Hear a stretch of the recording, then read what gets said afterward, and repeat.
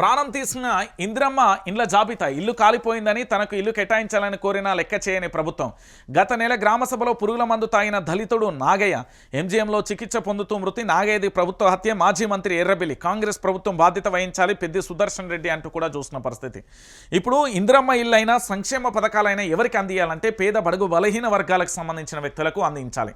ఒకటి, ఉండడానికి ఇల్లు లేని వ్యక్తులకు ఇంద్రమ్మ ఇల్లు, చేయడానికి ఉపాధి లేని వ్యక్తులకు ఉపాధి కల్పించాలి.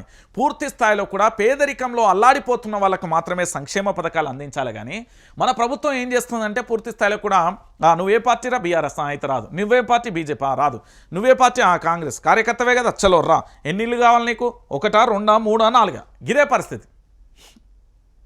గ్రామాలలో ఇలాంటి పరిస్థితి నెలకొన్నది. గ్రామాలలో ఇలాంటి దారుణమైన పరిస్థితి నెలకొన్నది. నేను ఎందుకు ఈ విషయాన్ని చెప్తున్నానంటే తెలంగాణ సమాజం కూడా ఆలోచించాల్సిన పరిస్థితి.